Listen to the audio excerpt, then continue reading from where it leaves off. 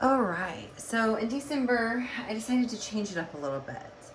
And following a 30-day self-reflecting challenge, I really wanted to set space for us to still go internal and learn what we need to know, but still have time to do other things and not make it feel as pressured. Not that I feel like the other one was, but this is the change I was inspired to create. So here we are. So I'm going to do weekly readings for the month of December, and I'm going to incorporate the hexagram transits along with the moon cycles and so forth. And so with that, let's go ahead and get started. So this reading today is going to cover December 2nd through the 8th. And we have a little bit going on during this time frame. So super awesome energies coming through. We just had Jupiter move out of Sagittarius, which is all about the stories we're writing for ourselves, among many other things. And we wrapped up a new moon last week. So we're moving into the first quarter moon, which is a time for calling things in, attracting and bringing the lost back to found. And currently, right now, we're experiencing the waxing crescent phase, which is when it appears to, be growing in the sky. Just each night a little bit more, you start to see a little bit more of the moon, the crescent look. And so it shouldn't really be a surprise that it's also going to represent a time of growth for us too.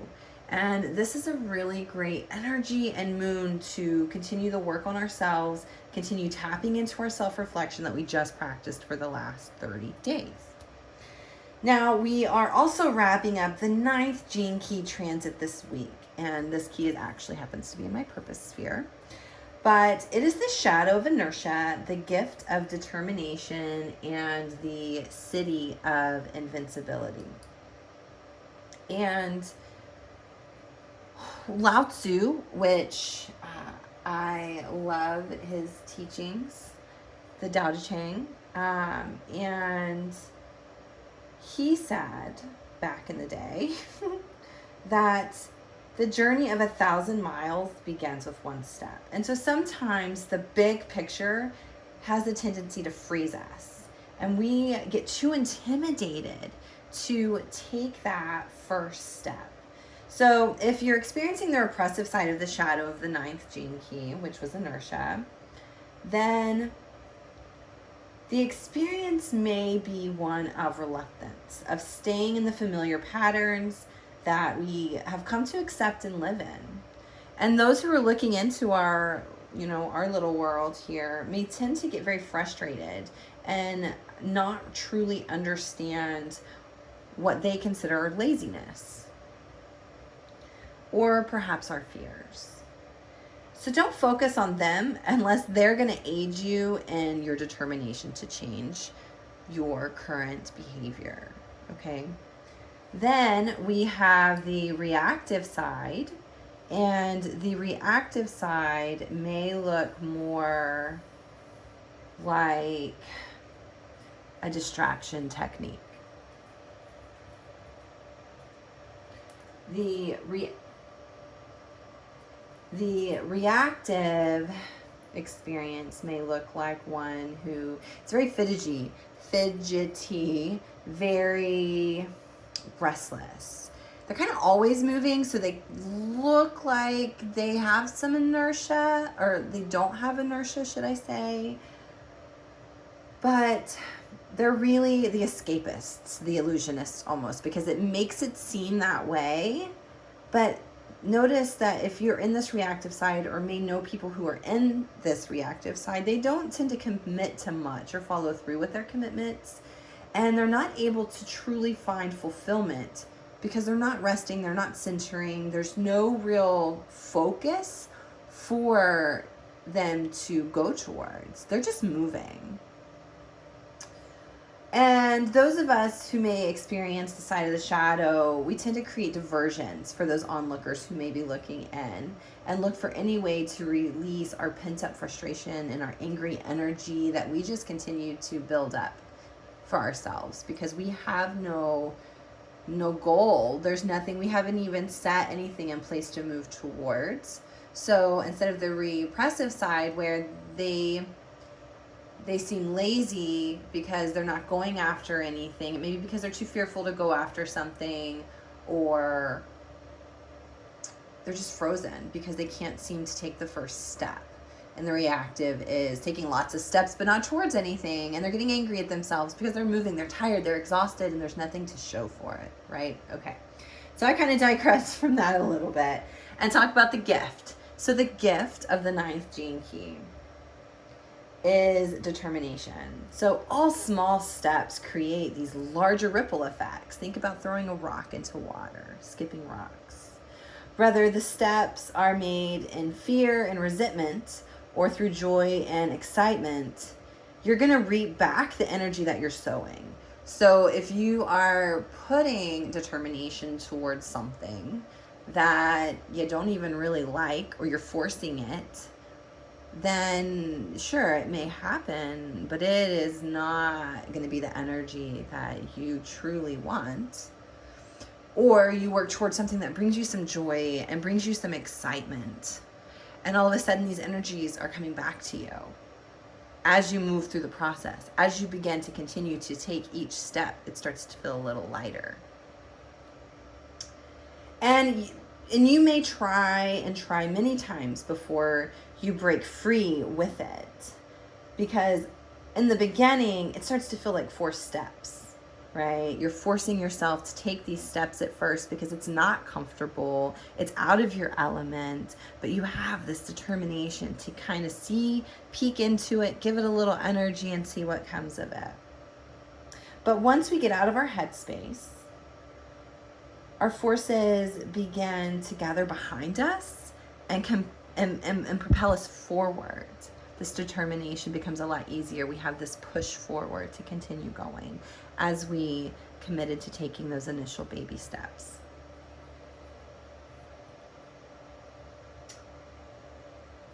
And as I'm thinking through this, as we allow and enjoy the naturally flowing currents within ourselves and the universe, we're able to create a harmonic, higher consciousness. Our opinions, the fears, our old belief systems, they can fall away so that we can make space for the conscious awareness it takes to see our determination to create the dreams we once didn't even see possible because we were frozen in inertia.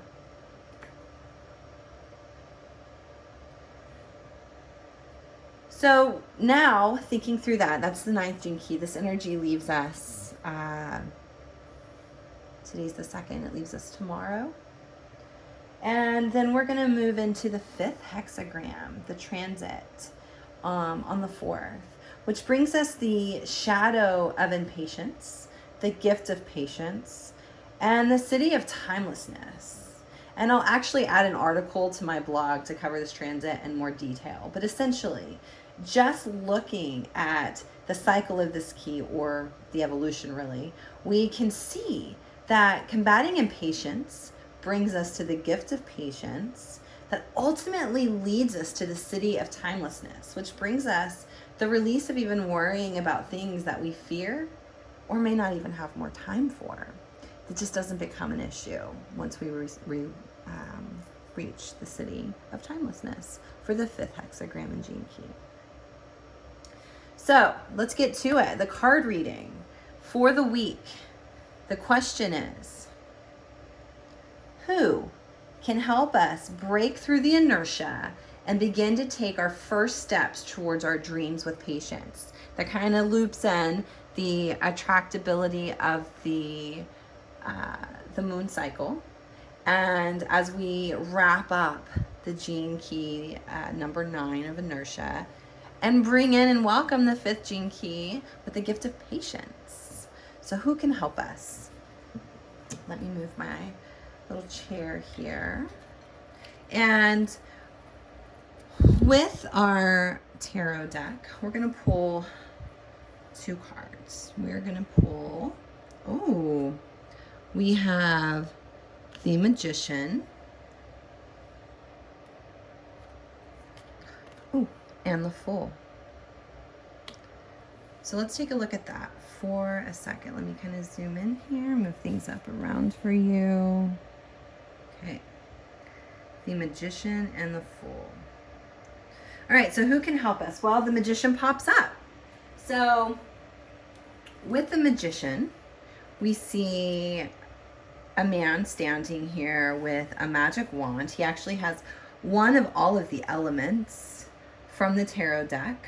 So he has mastered all of the elements. We have water, we have air, we have, fire, and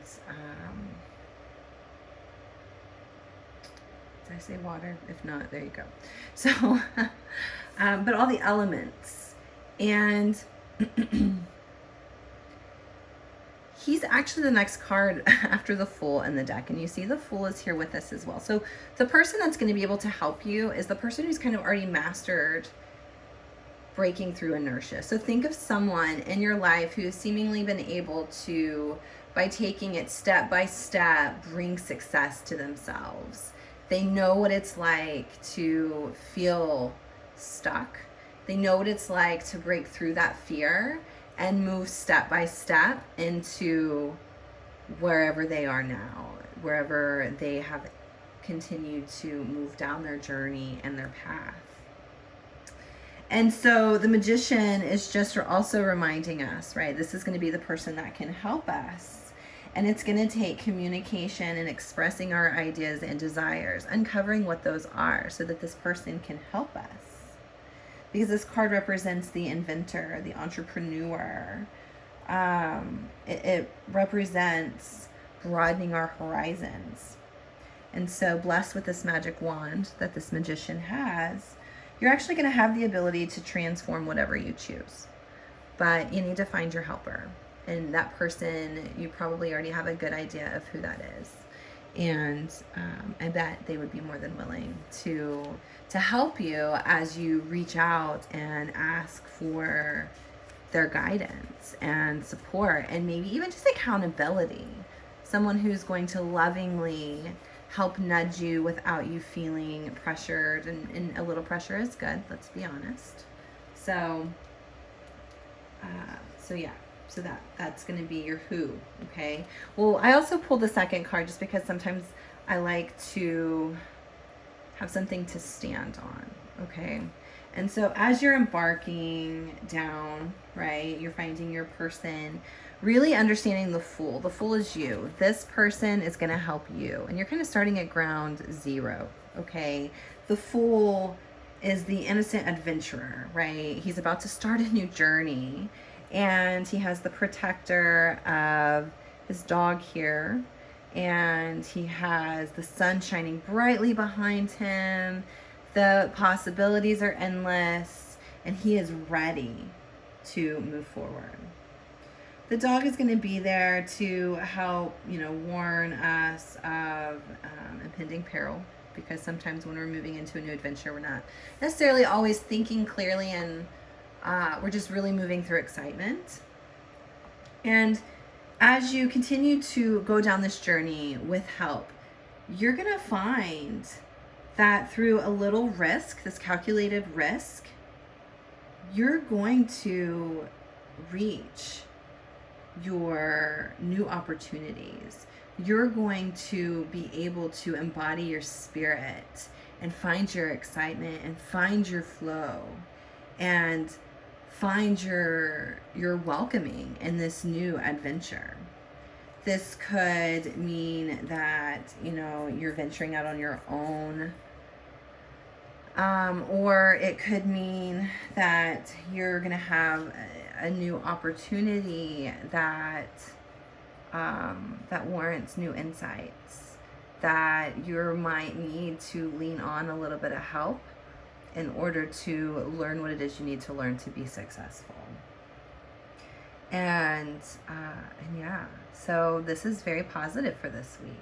And so with this, we need to figure out, use this first quarter moon energy that's coming up.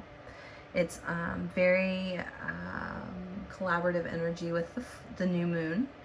And we need to figure out what it is we're wanting to attract. What is it that we're wanting to take these first steps on? Okay. And then use that attraction to grow and find more determination and patience to see it through. And don't look at all the work that has to go into it for the end game. Look at it as a step-by-step live interaction with the universe, because it is. And know that with each step, something can change. Your bigger picture is constantly evolving, way out there in the future. It's constantly changing. And so if we're taking it step by step, every little action creates this ripple of possibilities. And we're just fine-tuning this dream, which is going to come to us in some way that is bigger and better than your mind can conjure up. So take the baby steps. You know who you need to ask to help you, hold you accountable, show you the way, kind of feed your confidence and your determination, so that you can get out there and start attracting your new growth and start sending those ripples out of determination and action to move towards your dreams. So there you have it, December 2nd through the 8th. And we will revisit the reading next week and continue to do that through the month of December as we wrap up this decade. Thank you for spending time with me today. I am honored and would love to hear back from you on what resonates. And if you need to talk a little bit, just reach out. Thank you.